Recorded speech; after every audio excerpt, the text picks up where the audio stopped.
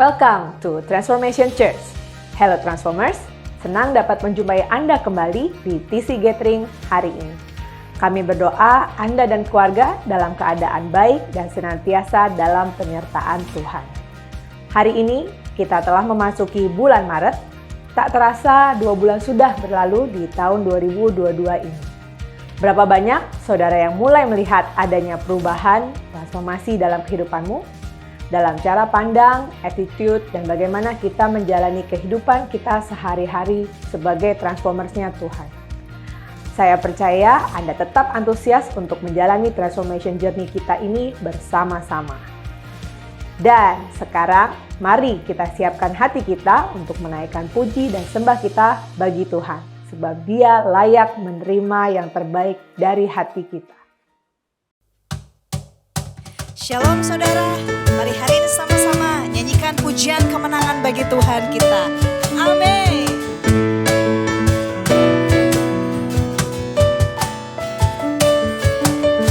Satu nama yang besar, hanyalah namamu Tuhan. Gunung batu kekuatan, hanyalah namamu Tuhan. Tak terbatas kuasa-Mu Tuhan. Ajaib hebat, Raja perkasa.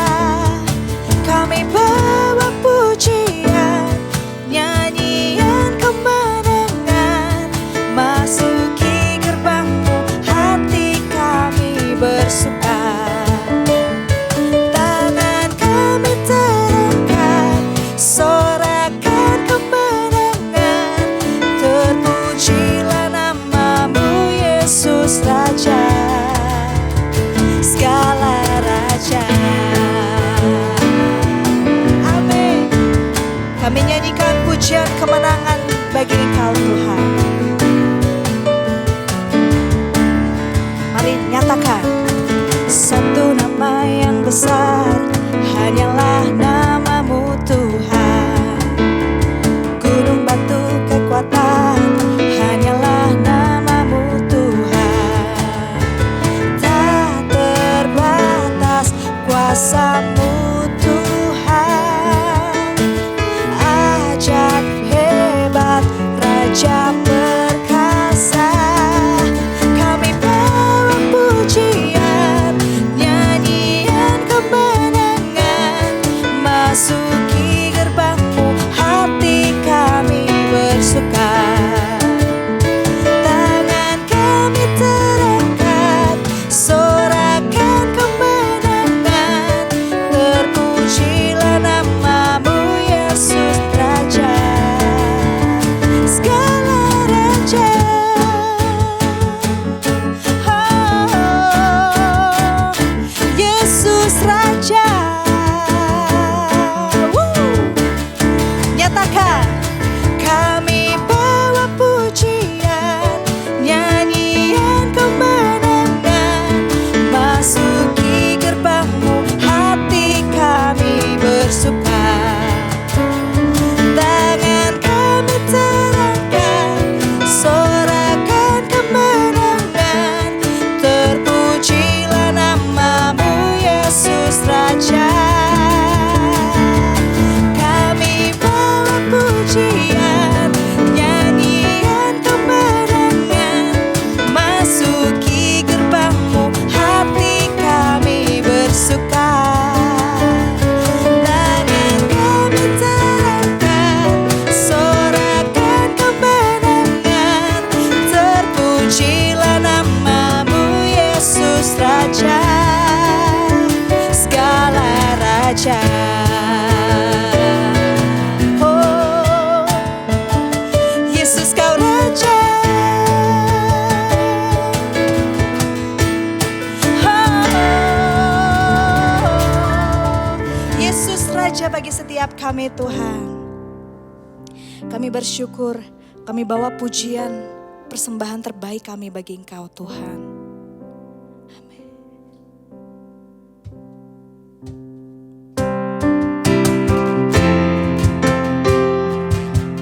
Engkau Allah yang setia, Bapa yang mulia bagi setiap kami.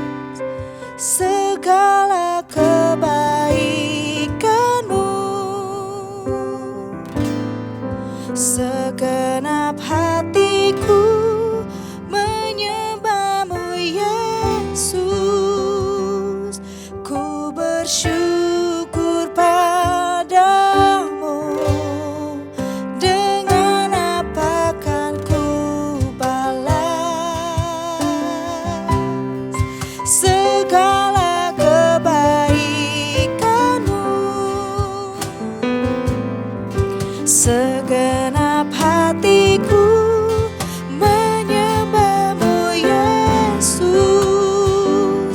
Ku bersyukur padamu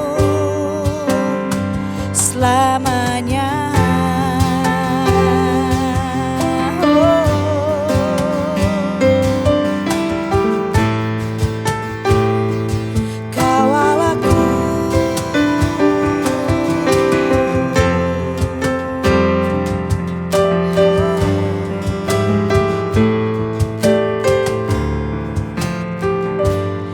Engkaulah harapan kami Tuhan.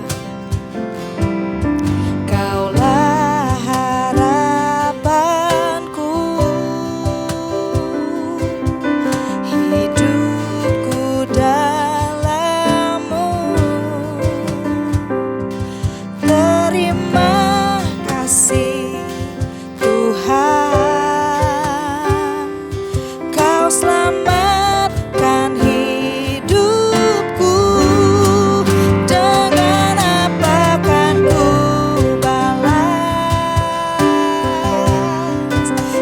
segala kebaikan-Mu? Segenap hatiku menyembah-Mu Yesus. Ku bersyukur padamu. Dengan apa kan ku balas segala kebaikan-Mu? Segenap hatiku menyembah-Mu Yesus. Ku bersyukur padamu selamanya.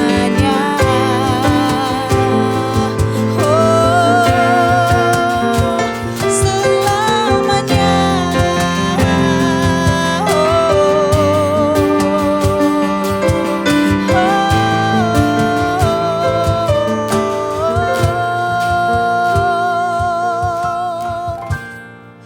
Dengan apa kan ku balas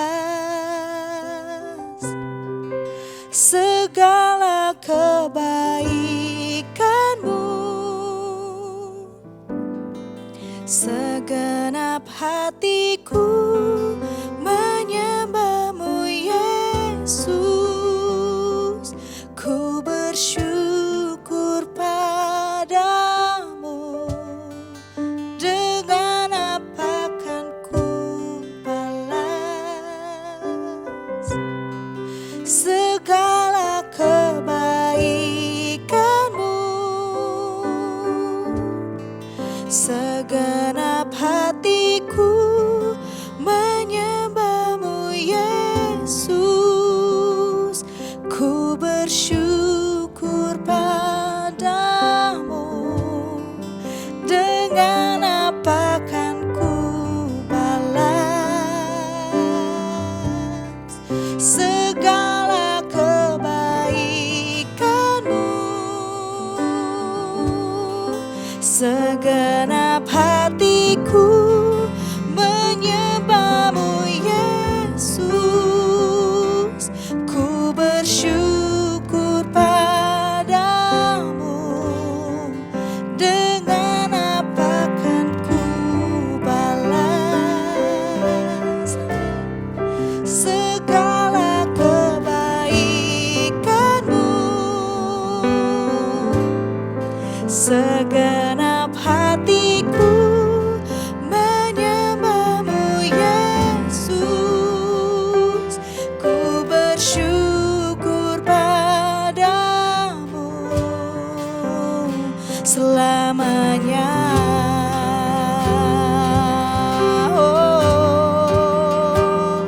Selamanya. Ku bersyukur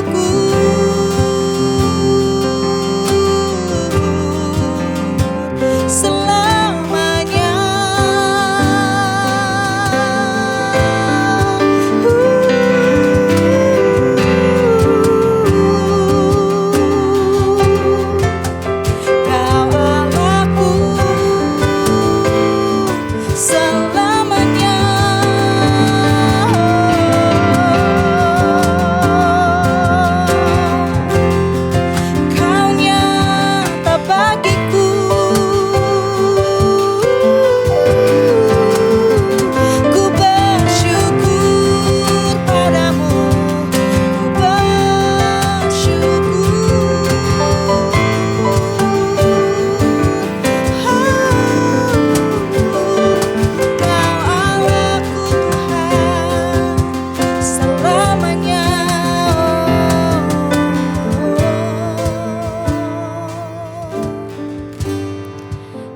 Kami bersyukur Tuhan,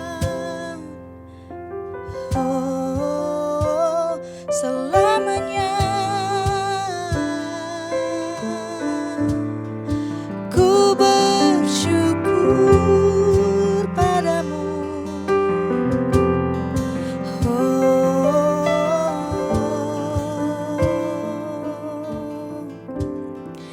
dengan apa kan ku balas segala kebaikanmu?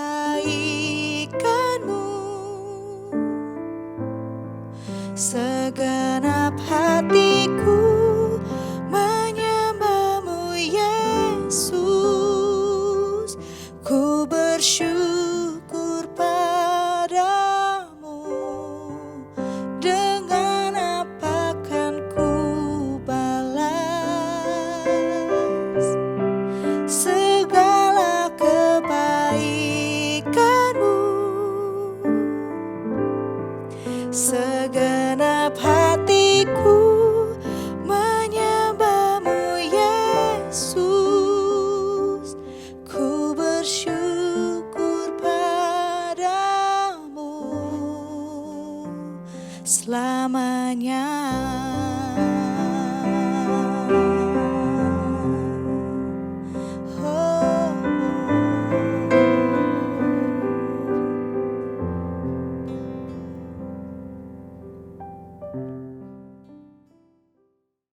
Kami bersyukur Tuhan dan kami percaya oleh karena penyertaan dan kasih karunia-Mu, hari ini kami bisa bertahan.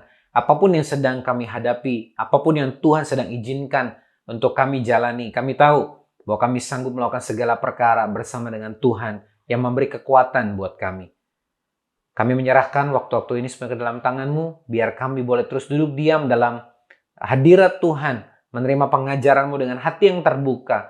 Dan biar setiap firman yang kami terima ini jatuh seperti benih di tempat yang subur, sehingga bukan hanya berbuah, bahkan berkali lipat menjadi berkat bagi banyak orang. Terima kasih Tuhan, kami serahkan semua ke dalam tangan-Mu, dan hanya di dalam nama Yesus, biasa kita yang percaya dan siap mendengar firman Tuhan, kita sama-sama katakan, amin. Saudara, senang sekali kalau hari ini saya bisa kembali bersama-sama dengan saudara, sekalipun mungkin tidak secara fisik. Tapi saya percaya di dalam transformation journey selama 2 bulan di tahun yang baru ini, saya melihat dan saya mendengar dan saya percaya ada banyak dari saudara yang mengalami perubahan. Cara pandang, bagaimana saudara melakukan dan memutuskan segala sesuatu dan kehidupan kita sehari-hari sebagai transformersnya Tuhan. Nah saudara, salah satu hal yang kita ketahui bersama bahwa bukan berarti ketika kita mengikuti Tuhan, maka segala sesuatunya akan kelihatan dalam tanda kutip baik-baik saja. Bahwa apapun yang kita lakukan, perjalanan kita akan selalu mulus, tidak ada konflik, tidak ada masalah, tidak ada tantangan. Tapi saudara harus mengerti bahwa ketika kita berjalan bersama Tuhan, yang membedakan adalah kita memiliki penyertaan Tuhan. Ada amin? Coba katakan bersama-sama saudara dimanapun saudara berada. Penyertaan Tuhan. Karena sebagai orang percaya, sama seperti beberapa waktu yang lalu saya juga sampaikan kepada saudara bahwa sama seperti rumah yang bahkan dibangun di atas batu yang kokoh sekalipun, orang yang mendengarkan dan melakukan firman Tuhan dengan setia. Banjir, badai, dan kemudian angin, semuanya tetap akan menghantam rumah itu. Karena itulah ujian dan tantangan yang harus kita hadapi. Apalagi kita tahu kita hidup di dunia yang Tuhan sudah katakan bahwa semakin hari terakhir, justru akan semakin buruk keadaannya. Nah saudara, hari ini saya ingin mengambil sebuah kisah di mana Yesus berhadapan dengan sebuah situasi yang juga tidak menyenangkan. Di dalam Yohanes pasal yang ke-11 ayat yang pertama sampai dengan yang 57. Saudara, di dalam kisah ini adalah sebuah kisah yang menggambarkan satu babak kehidupan dalam manusia yang mungkin sebagian dari kita tidak ingin membayangkan atau tidak ingin cepat-cepat datang, yaitu kematian.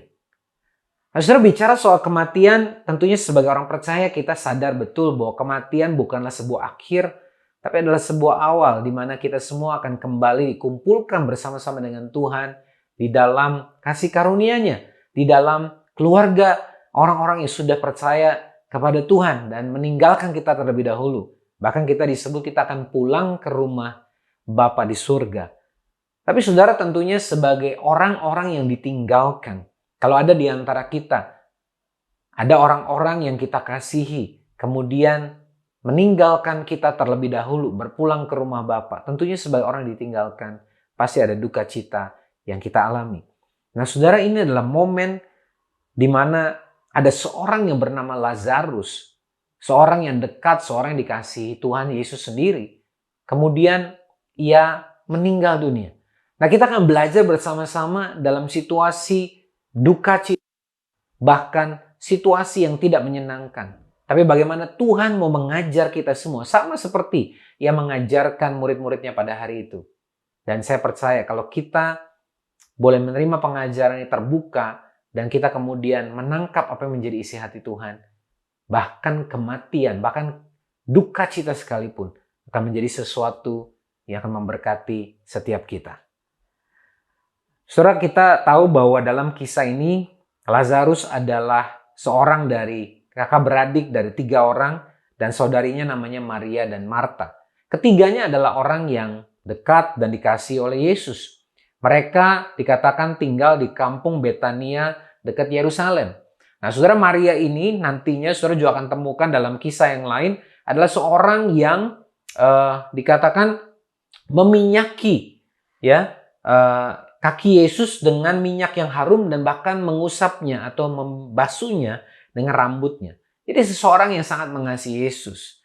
Nah saudara, di dalam ayat yang ketiga dikatakan, jadi kedua saudari Lazarus yang waktu itu sedang sakit, menyuruh orang pergi menemui Yesus untuk memberi kabar, Tuhan sahabatmu yang kau kasihi sedang sakit. Nah saudara, umumnya kalau kita mendengar seorang yang sakit, apalagi itu seorang sahabat, tentunya kita ingin untuk membesuk dan menengok. Ya, walaupun kalau sekarang kita di tengah-tengah pandemi COVID, orang yang sakit COVID tentunya nggak bisa dibesuk, tapi kita tentunya akan mendoakan, bahkan mungkin kita akan video call dan menguatkan dia. Tapi saudara, di ayat yang keempat kita melihat ada respon yang menarik. Mendengar berita itu, Yesus berkata, penyakit itu tidak akan berakhir dengan kematian, tapi justru untuk kemuliaan Allah. Dan melalui hal itu aku sebagai anak Allah juga akan dimuliakan. Ayat selanjutnya terdengar lebih menarik lagi, karena dikatakan begini, walaupun Yesus mengasihi Maria, Marta, dan Lazarus, dia tidak langsung berangkat ke rumah mereka, tetapi masih tinggal 2 hari lagi di tempatnya bersama kami murid-muridnya. Sesudah itu dia berkata kepada kami, mari kita kembali ke Yudea. Saudara, saya menggunakan terjemahan sederhana Indonesia dan ayat ini ditulis dari kacamata seorang yang bernama Yohanes, seorang murid Yesus. Nah, saudara, sampai di sini kita menemukan sebuah kisah yang menarik bahwa sekalipun Yesus mengasihi Maria, Marta, dan Lazarus, dia tidak segera menjumpai. Mungkin orang berpikir Yesus sebagai Tuhan, sebagai pribadi yang begitu luar biasa dan mengasihi Lazarus, Maria, dan Marta, dia akan segera datang, menumpangkan tangan, kemudian dia sembuh. Atau bahkan dalam kisah yang lain kita menemukan bahwa ketika Yesus berhadapan dengan seorang perwira yang hamba sedang sakit, karena iman perwira itu Yesus kemudian memerintahkan dari jauh saja, karena perwiranya begitu punya iman yang luar biasa. Kalau engkau berkata saja dia sembuh, dan seketika sembuh. Tetapi saudara, menarik, Yesus tidak melakukan itu semua. Tetapi dia memundurkan waktu. 2 hari dia menunda keberangkatannya. Nah, saudara yang dikasihi Tuhan, ketika murid-muridnya bingung, kemudian Yesus berkata, sahabat kita Lazarus sedang tidur sekarang. Tetapi aku akan pergi ke sana untuk membangunkan dia. Dan kemudian murid-muridnya pun menjawab, Tuhan, kalau dia sedang tidur itu baik, berarti dia akan sembuh dan bangun sendiri. Kami pikir maksud Yesus adalah tidur biasa. Namun sebenarnya maksud Yesus tidur dalam bentuk kiasan yang artinya mati. Karena itu dia berkata dengan terus terang kepada kami, Lazarus sudah mati. Dan sebenarnya lebih baik waktu itu aku tidak hadir di sana untuk menyembuhkan dia, karena kejadian ini akan membuat kalian lebih percaya kepadaku. Nah, sekarang mari kita pergi kepadanya. Salah satu dari kami yaitu Thomas yang biasa dipanggil si anak kembar atau Didimus berkata kepada kami, ayo kita ikut dia supaya kita juga dibunuh bersamanya. Karena saudara harus tahu bahwa di tempat di mana Yesus akan datang, di situ adalah orang-orang yang pernah menangkap dia. Nah, saudara, di bagian yang pertama ini kita menemukan ada sebuah hal yang saya sebut dengan misteri. Ya, misteri itu sesuatu yang kita sulit untuk pahami, sesuatu yang janggal dan penuh dengan tanda tanya.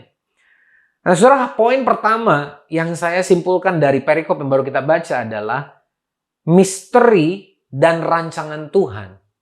Itu kadang-kadang, saudara, adalah dua hal yang kita sebagai manusia sulit pahami. Bukankah firman Tuhan berkata, rancanganku bukan rancanganmu, jalanku bukan jalanmu. Seperti tingginya langit dari bumi, demikianlah jalanku dengan jalanmu, rancanganku dengan rancanganmu.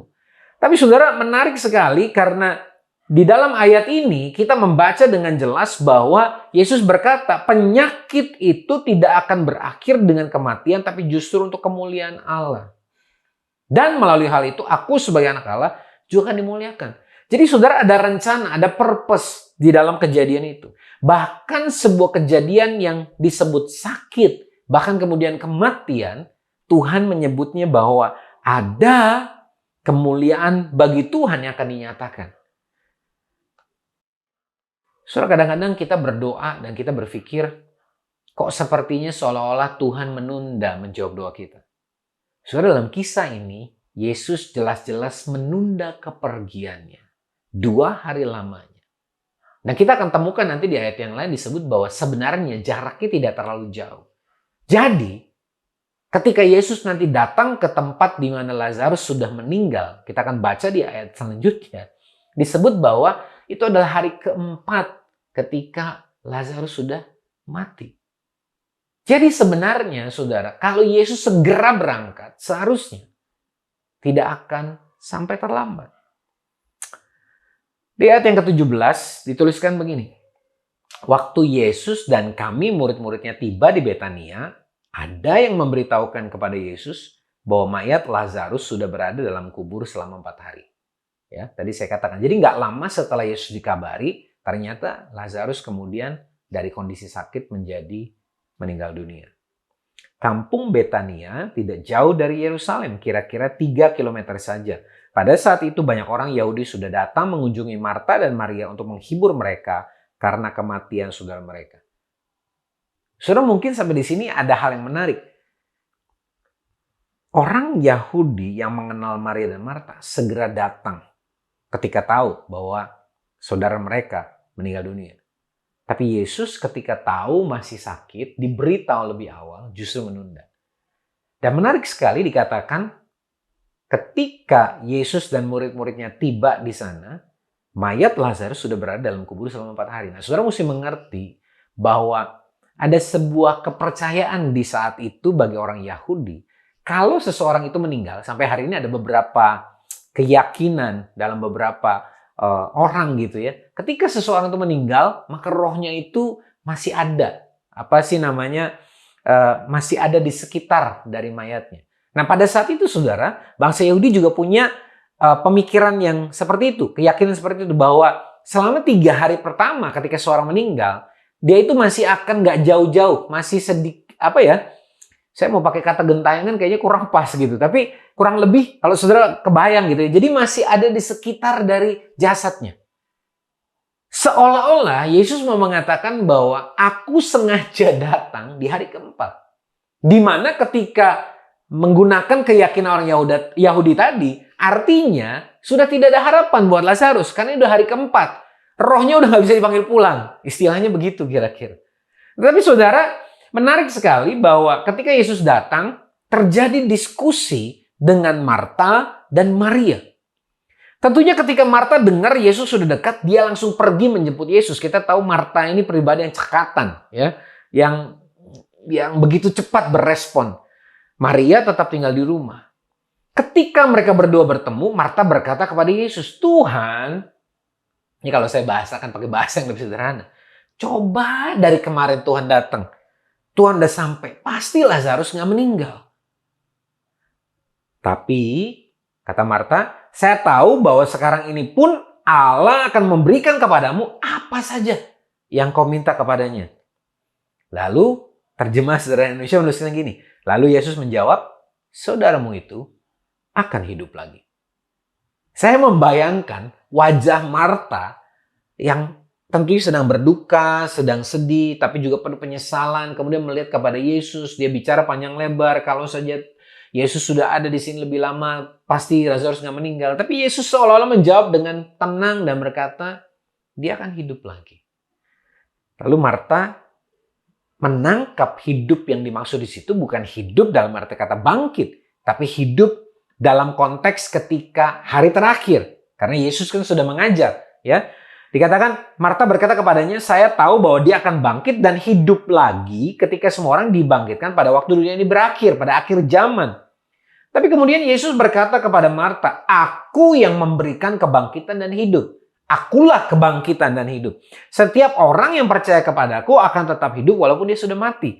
Semua orang yang masih hidup dan percaya kepadaku sebenarnya tidak akan pernah mati. Marta, apakah kamu percaya akan hal ini? Lalu dia menjawab, ya Tuhan, saya percaya bahwa Engkau adalah anak Allah dan Kristus yang sudah dijanjikan untuk datang ke dalam dunia ini. Saudara, dalam jawaban Marta, yang mungkin dalam situasi yang penuh duka dan mungkin menyesali kenapa Yesus nggak datang. Tapi ada sebuah pernyataan kebenaran yang kita bisa temukan di sana. Marta berkata begini, Engkau adalah anak Allah dan Engkau adalah Kristus. Dengan kata lain dia berkata, Engkaulah Mesias, Engkaulah penyelamat kami semua. Dan inilah kebenaran yang memerdekakan Marta. Dan saya berdoa supaya kebenaran ini juga memerdekakan kita semua. Poin kedua yang saya mau saudara bawa pulang hari ini adalah kebenaran firman Tuhan memerdekakan. Ketika Marta percaya dengan imannya akan perkataan Tuhan, kebenaran itu memerdekakan dia. Karena dikatakan di ayat 28, sesudah Marta berkata begitu, dia kembali ke rumah untuk memanggil Maria. Artinya, jawaban Yesus itu memuaskan dan menenangkan Marta. Saudara, kalau kita dalam situasi yang penuh dengan keraguan, kekhawatiran, ketakutan, bahkan duka cita, hal yang perlu kita terima adalah hal yang comforting, yang menghibur, menguatkan. Makanya saudara, saya sering kali menemukan bahwa ada kebiasaan-kebiasaan yang kadang-kadang kita, bahkan termasuk orang percaya, yang saya rasa perlu kita hindari ketika kita membesuk orang yang sedang sakit, apalagi orang yang sedang berduka cita. Saudara, sebagai orang yang punya empati, bahkan juga punya kepedulian terhadap orang lain, kita bisa punya pilihan lebih baik seperti Yesus, mengencourage, memberikan penghiburan. Saudara, ketika seseorang sedang berduka, rasanya kecuali dia yang menciptakan sendiri, ada baiknya kita tidak perlu bertanya terlalu detail tentang bagaimana dia meninggal, ya, kemudian tentang penyakit dan lain sebagainya. Karena apapun yang terjadi itu sudah terjadi. Kecuali memang pihak yang berduka ini kemudian menceritakannya. Sebab kita datang kepada orang yang sedang berduka dengan satu purpose saja, yaitu memberikan kekuatan, penghiburan. Dan kadang-kadang tidak perlu banyak berkata-kata. Just to say that I am here for you. I am here with you. Aku ada di sini buat kamu, aku ada di sini bersama dengan kamu. Nah saudara, itulah yang Yesus berikan kepada Marta. Bahkan Yesus kemudian memberikan sebuah encouragement dan keyakinan bahwa saudaramu akan hidup lagi. Bahkan sekalipun mungkin Marta belum mengerti sepenuhnya, tapi dia menerima dengan hatinya bahwa Yesus adalah Mesias. Apapun yang terjadi, aku tetap percaya kepadanya. Aku tidak mau berpaling, aku tidak mau menjadi mundur dari imanku, tapi aku mau tetap percaya sebab dia tetap Tuhan, dia tetap Mesias. Apapun boleh terjadi dalam hidupku, aku memilih untuk tetap percaya bahwa dia tetap Tuhan, dia tetap penyelamatku, dia tetap juru selamatku. Itulah kekuatan dari kebenaran firman Tuhan yang memerdekakan. Saudara, mungkin sampai di sini ada beberapa dari kita yang berpikir, bukankah Maria, Marta, dan Lazarus adalah dekat di hati Yesus? Bagaimana perasaan Yesus? Bukankah dia juga, sekalipun dia adalah Allah, dia adalah Tuhan, tapi dia juga adalah manusia pada saat yang berjalan di atas muka bumi ini. Dia bisa merasakan kesakitan, dia bisa merasakan kesedihan, kemarahan. Makanya saudara, kalau saudara teruskan di ayat yang ke-28 sampai di ayat yang ke-37, saudara akan menemukan ada sesuatu yang menarik. Marta kemudian pulang ke rumah, kemudian dia memanggil Maria dan berkata, "Guru mau bertemu dengan kamu." Kemudian Maria langsung pergi dan menemui Yesus. Dan saat itu Yesus belum masuk ke kampung, dia masih di luar tuh waktu Marta, karena Marta disebutkan menjemput keluar. Nah kebetulan waktu itu sudah banyak orang Yahudi yang sudah datang ke rumah Lazarus untuk menghibur Maria. Sehingga waktu Maria buru-buru keluar, mereka berpikir, oh ini dia mau meratapi saudaranya ke kubur. Makanya mereka ngikutin Maria, saudara. Tapi kemudian Maria ternyata menjumpai Yesus. Dia kemudian dikatakan langsung tersungkur bersujud di depan kaki Yesus terus berkata, "Tuhan." Sekali lagi dia mengucapkan kalimat yang sama yang sangat normal buat setiap manusia. "Kalau engkau ada di sini sebelumnya, saudara saya pasti sudah meninggal." Nah, saudara, Maria datang diikuti oleh banyak orang. Dan mereka sedang berduka dan menangis. Kalau dikatakan di ayat 33, waktu melihat Maria dan orang Yahudi yang datang bersamanya menangis, Yesus pun merasa sangat sedih dan bersusah hati. Dia berkata kepada Maria dan Marta, "Di mana kalian menguburkannya?" Dan mereka menjawab, "Mari ikutlah Tuhan dan lihat sendiri." Dan ayat 35 menjadi ayat yang sangat luar biasa buat saya. Dituliskan di situ, lalu Yesus menangis. Dalam bahasa Inggris, ayat disebut Jesus wept. Saudara tahu wept itu adalah kata past tense dari kata weep atau sebuah tindakan namanya weeping yang artinya to express deep sorrow for usually by shedding tears. Artinya kesedihan yang begitu dalam sehingga membuat seseorang sampai meneteskan air mata. Makanya bahasa Indonesia menerjemahkannya lalu Yesus menangis. Jesus wept ayat Yohanes pasal yang ke-11 ini saudara. Di ayat yang ke-35 tadi. Dikatakan sebagai ayat yang terpendek di sepanjang Alkitab. Tetapi kalau kita membaca ini. Saudara, ini menggugah hati dan membukakan sebuah pikiran kita dan berpikir. Sama seperti orang-orang disebut di ayat 36. Lihat, Yesus pasti sangat mengasihi Lazarus. Saudara, bisa terbayang Tuhan kita yang begitu luar biasa. Dituliskan, dia menangis.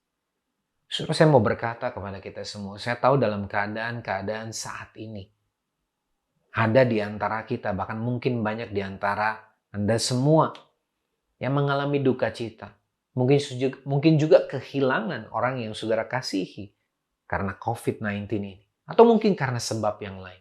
Atau mungkin ditinggalkan, atau dalam situasi yang berat, yang membuat kita tidak bisa kecuali menangis, bersedih. Saudara, dalam situasi-situasi yang seperti ini, rasa-rasanya tidak ada sesuatu pun yang bisa membuat kita terhibur, karena kesedihan itu begitu dalam. Tapi saudara, ayat yang kita baru baca, Yesus menangis. Saudara bayangkan ketika Marta dan Maria dalam situasi penuh duka cita dan mengajak Yesus ke kubur, lalu mereka melihat Yesus menangis. Saudara tahu apa yang mereka tangkap, apa yang mereka rasakan? Mereka merasakan ada seorang sahabat yang tidak banyak berkata-kata. Dia hadir dan dia menangis bersama dengan Maria dan Marta. Yesus seperti mau berkata kepada mereka begini, I am here with you. And I feel you. Aku saat ini ada bersama dengan kamu dan aku memahami yang kamu rasakan. Aku bersedih bersama dengan kamu. Aku berduka cita bersama dengan kamu.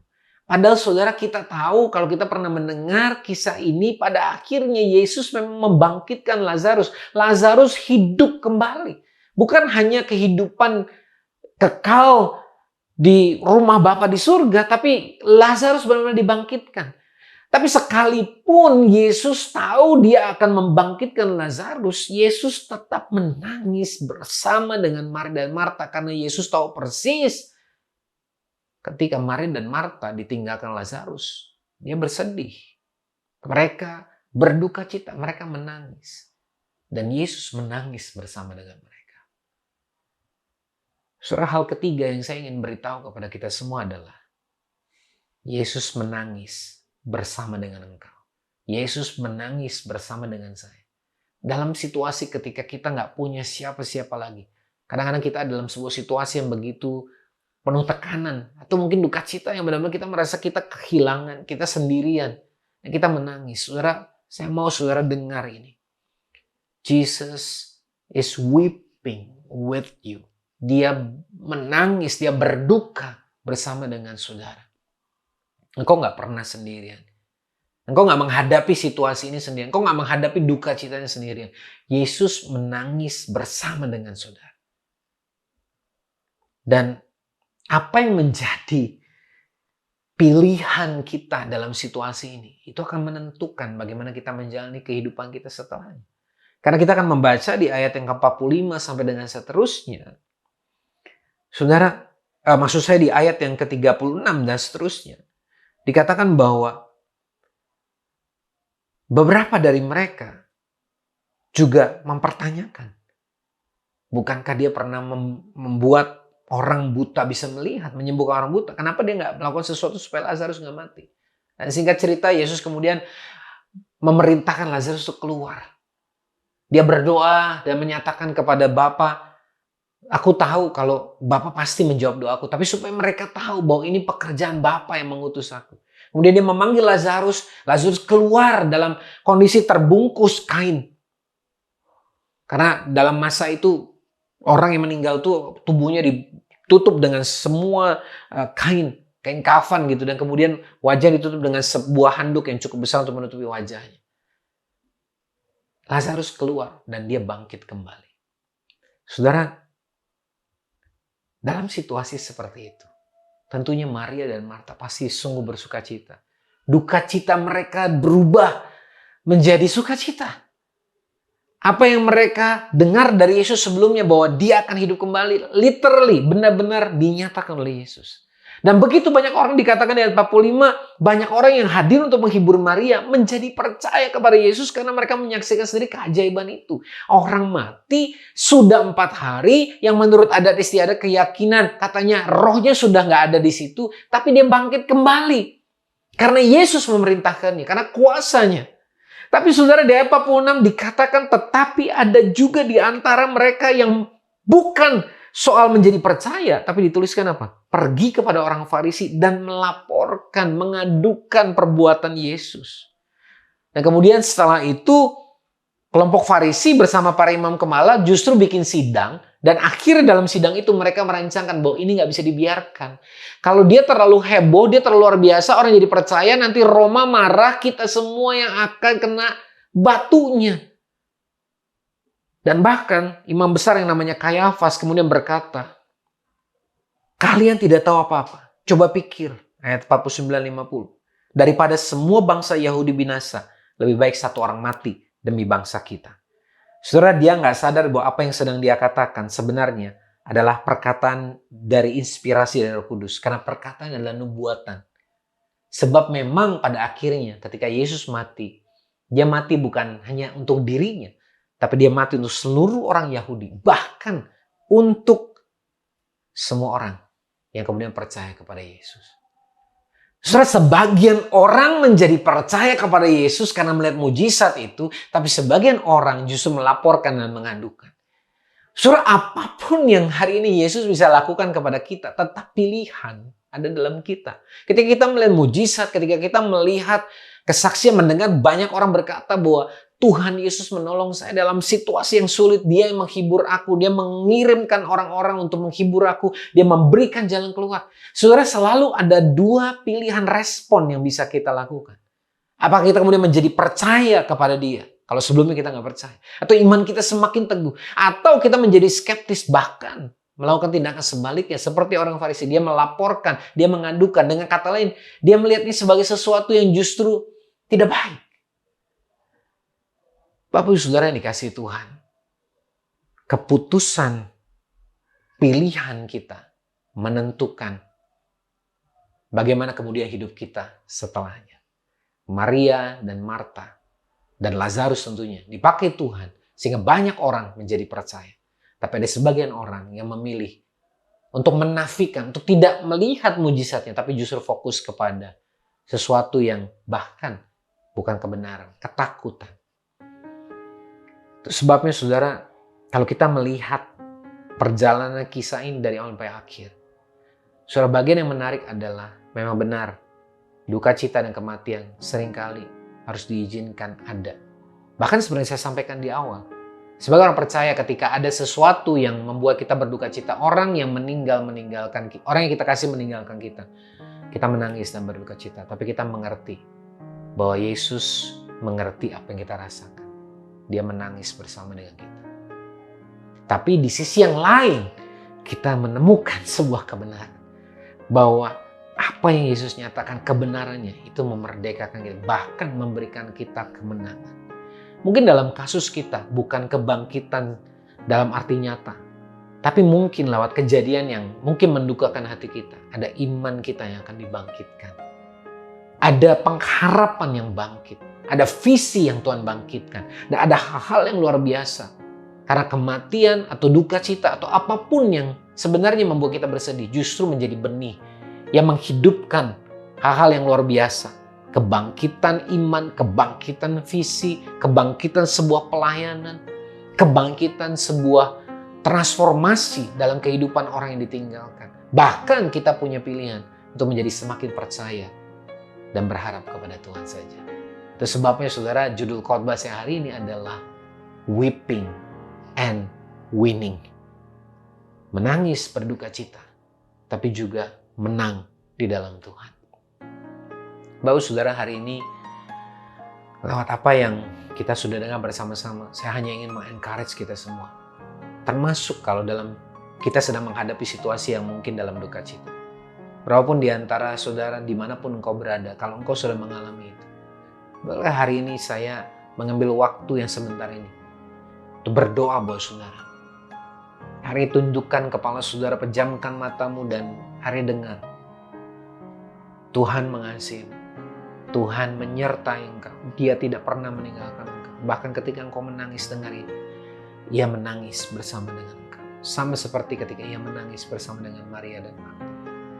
Dan hari ini saya berdoa di dalam nama Yesus. Kiranya ketika engkau yang saat ini sedang berduka cita, hari kau berdoa damai sejahtera, penghiburan, kekuatan yang daripada Allah sendiri. Hari ini melimpah, memenuhi hatimu. Dan memberi engkau kekuatan dan pengharapan. Dan aku berdoa Tuhan, biar kiranya damai sejahtera yang melampaui segala akal manusia itu yang mengalir dan memenuhi hati anak-anakmu ini. Dan kami percaya, Engkau yang memberi mereka kekuatan pengharapan yang baru. Dan buat setiap kita, saudara, dimanapun kita berada hari ini. Kalaupun kita tidak dalam situasi yang demikian, hari biarlah lewat firman Tuhan yang kita dengar hari ini boleh menjadi pengingat buat kita semua. Bahwa keadaan apapun yang kita hadapi ke depan, satu hal yang pasti, Dia menyertai kita, Dia bersama dengan kita. Bahkan Dia menangis, Dia berduka cita bersama dengan kita. Dan kemudian Dia juga yang akan membawa kita kepada kemenangan di dalam Tuhan. Saya berdoa lewat apa yang kita sama-sama belajar hari ini. Kita mengerti dan kita dikuatkan. Dia bukan hanya weeping with us. Kita bukan hanya akan melihat dan mengalami Yesus tuh berduka cita bersama dengan kita. Tapi kita juga akan winning with Him. Kita akan menang bersama dengan Dia. Bahkan sesuai firman Tuhan katakan, lebih daripada pemenang. Kiranya apa yang saya sharingkan hari ini boleh menjadi kekuatan dan memberikan kita semua pengharapan yang baru.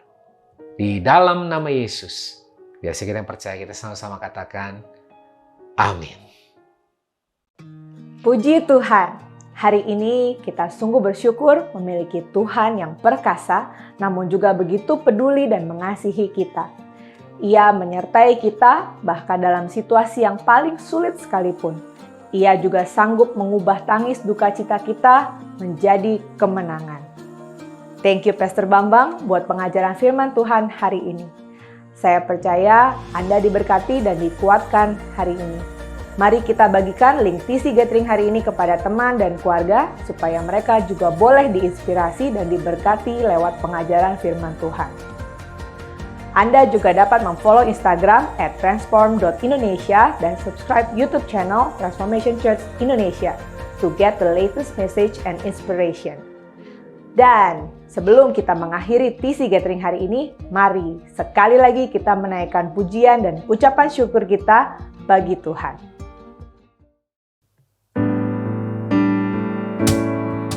Yesus, padamu ku berseru, Kaulah penyelamatku, terpujilah Kau Tuhanku. Mulutku memuji nama-Mu sepanjang umur hidupku, terpujilah Kau Tuhanku di atas segalanya.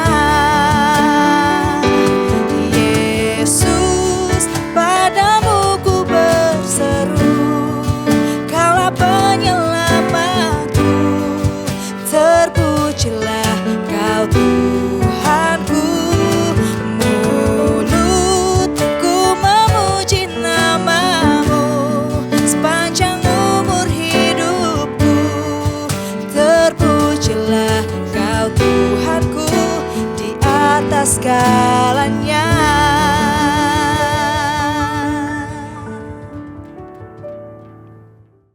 Puji syukur kepada Tuhan, hari ini kita sudah mengakhiri TC Gathering hari ini dan kita mendengar sebuah kabar sukacita. Sekalipun di tengah-tengah duka cita, kita memiliki Tuhan yang menyertai kita, Tuhan yang peduli, bahkan Tuhan yang turut menangis, turut berduka cita, tapi juga membawa kita dalam kemenangan. Mari bawa saudara yang dikasihi Tuhan, arahkan hatimu kepada Tuhan. Terimalah berkat yang terbaik dari Bapa surgawi yang mengasihi kita dan mengutus putranya tunggal yaitu Yesus Kristus, yang memberikan nyawanya bahkan sampai mati di kayu salib dan kemudian bangkit memberikan kita kemenangan. Pribadi yang mengasihi kita yaitu Roh Kudus yang terus menyertai kita bukan hanya hari ini, menguatkan, mendampingi kita dan tidak pernah sekalipun meninggalkan kita bahkan sampai pada akhirnya.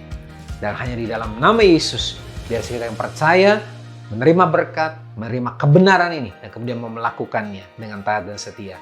Kita sama-sama katakan amin. Have a blessed Sunday and God bless you.